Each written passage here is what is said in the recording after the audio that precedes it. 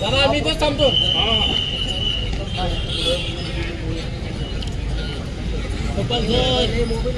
ए सुम्या सुम्या साईडला ना.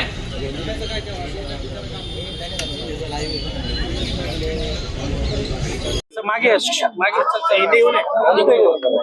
दादा इकडे बघा इकडे बघा. अरे प्रश्न राहिला पूजा बूम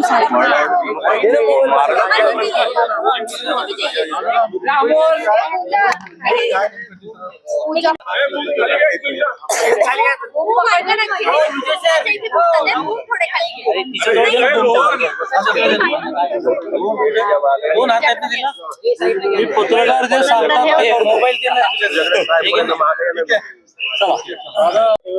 फायदा लावण्याची सोय आहे.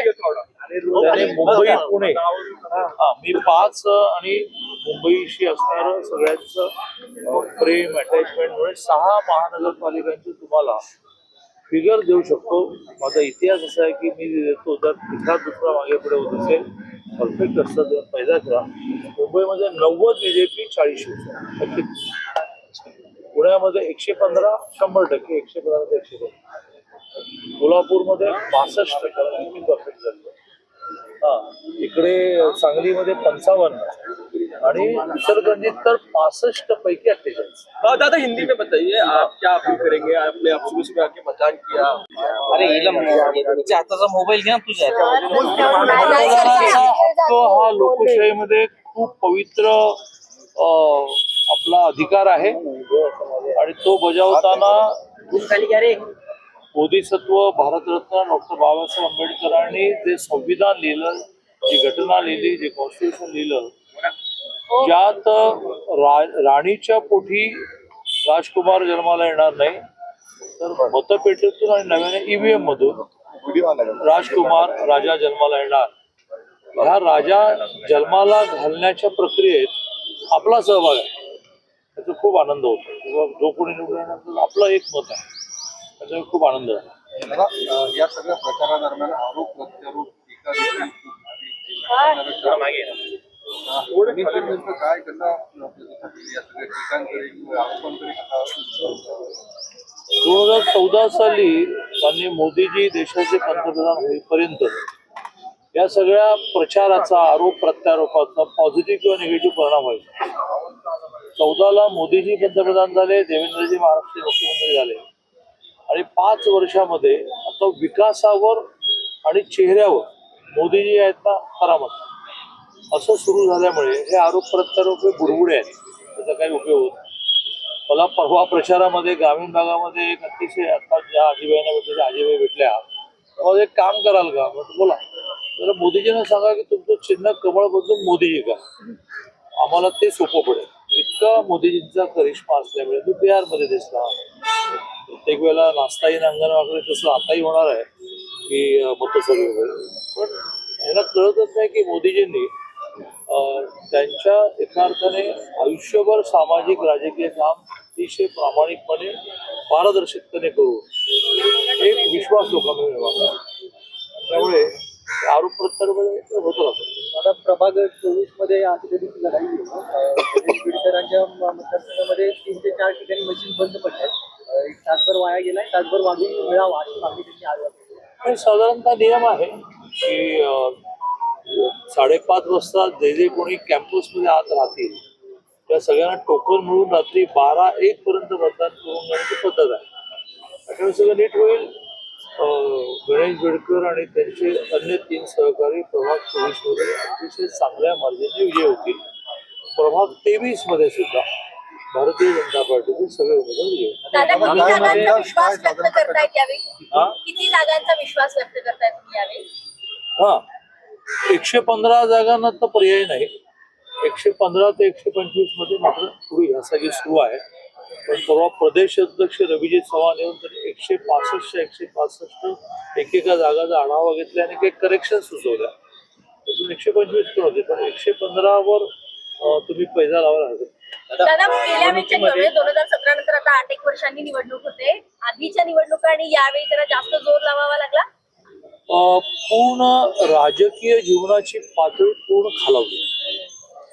आता माझ्यासारखा जो वयाच्या 20व्या वर्षी घर सोडून संघटना वाढीसाठी देशभर जाणारा कार्यकर्ता हे सगळं बघून व्यथित होत असला तरी मी त्याला नाईलाज तो क्याईलाज अशा भूमिकेतून पाहतो किंवा समाजामध्ये एकूणच वातावरण जे बिघडलंय त्याचा राजकीय क्षेत्रावरती परिणाम आहे तो थोडा जास्तच परिणाम त्यामुळे सगळ्यांनी सिरियसली विचार केला पाहिजे.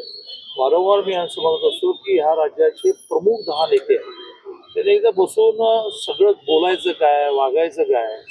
आपल्या घरातला मुलगा सुद्धा आरोपामध्ये सापडला कामासारखं अग्निदेवी आपण करणार की नाही लक्षात आलं कोणाबद्दल. त्यामुळे ह्या सगळ्या गोष्टी बसून सेट करणे आवश्यक. कमळ चिन्ह बदला असं जो तुम्ही किस्सा सांगितला तुम्ही काय काय म्हणणं काय होतं भावना काय होती? मोदींबद्दलचं प्रेम लोकांमध्ये इतकं आहे ते व्यक्त करण्यासाठी मी म्हटलं की लोक म्हणाले कमळ तरी शोधावं लागतं मोदीजी आमच्या हृदयात असतो. मग आम्हा अडाणी माणसाला आज गेल्यानंतर कमळ शोधण्यापेक्षा मोदी शोधणं सोपं. त्याचा अर्थ असा होतो की मोदीजींची पॉप्युलरिटी इतकी वाढली की आरोप प्रत्यारोपाने काही फरक पडतो. दादा गेल्या 15 दिवसांमध्ये अजित पवार विरोधात असाच सामना पाहिला खाली का त्यानंतर अजित पवारांना तुम्ही महानगरपालिकेमध्ये सोबत घेणार आहात. कसं आहे की आमची पार्टी कधी फुटली नाही मुख्यमंत्री बदलण्याचा कधी विषय आला नाही याचं कारण आमची पार्टी नेतृत्व मानते लोकशाही आहे मतं व्यक्त करणं 40-42 वर्ष बरोबर काम केल्यामुळे मी वेगळ्या विषयांवर देवेंद्रजींशी भांडेन माझं मत मांडेन फायनली देवेंद्रजी म्हणतो फायनल. तसं आम्हाला 115 आणि रवीजी म्हणतात राज्याचे अध्यक्ष 125 जागा मिळाल्यानंतरही देवेंद्रजी म्हणाले की नाही आता सगळ्यांना सामावून घ्या प्रोफाईल जे तर त्या प्रपोर्शन मध्ये आम्ही सामावून घेऊ. दादा म्हणतात की मला कुणाला सोबत घेण्याची गरज भासणार नाही. असं आहे की दादांसारखे जे राज्यातले काँग्रेसचे नेते आहेत त्यांचे ओव्हर कॉन्फिडन्सने आणि अतिशय उर्मट उद्धट ते अजितदादांना म्हणत नाही मी पहिला शब्द काय वापरला की इन ऑल काँग्रेसवाले ते काँग्रेसची वेगळी नावं त्याच्या निर्माण झाली. आमचं कधी बीजेपीची नावं नाही निर्माण अर्स काँग्रेस हे काँग्रेस ते काँग्रेस पवार काँग्रेस अजित पवार काँग्रेस या सगळ्यांचा ओव्हर कॉन्फिडन्स आणि बॉडी लँग्वेज उर्मट त्याच्यातून तर ते बॅकफुटला गेले आणि आमचा बुडबुडा न ठरता 14 ते आता 26 आम्ही सातत्याने 3दा मोदीजी पंतप्रधान झाले काय देवेंद्रजी मध्ये उद्धवजीने दगाफटका केला नाही तर सलग मुख्यमंत्री झाले सगळ्याचं कारण अतिशय नम्र मुंगी होऊन साखर हा जो उद्धटपणा आहे त्याचे रिझल्ट त्यांना मिळत आहेत. दादा काय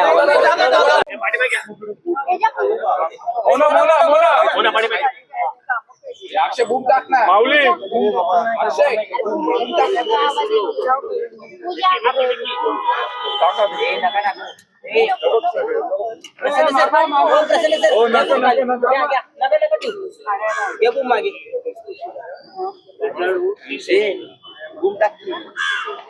माझ्या सासूबाई नाही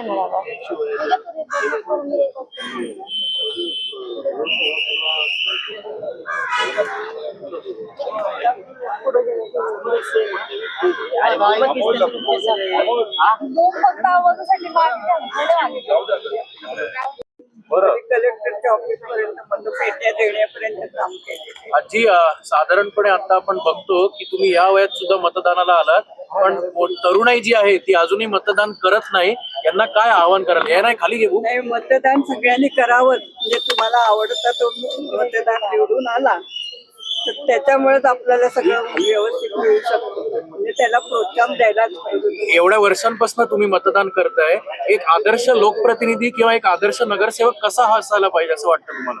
आणि प्रत्येकाने आपापल्या भागातल्या सगळ्यांची चौकशी करून घरोघरी जाऊन व्यवस्था सगळी केली पाहिजे. म्हणजे ज्यांची कोणाची अडचण वगैरे काही असेल लाईटचं पाण्याचं वगैरे हे मुख्य प्रॉब्लेम असतात ते सोडवले पाहिजे. सध्या तुम्ही टीव्ही बघत असाल बातम्या बघत असाल अशी अपेक्षा आहे सध्याच्या राजकारणाची परिस्थिती काय वाटते तुम्हाला?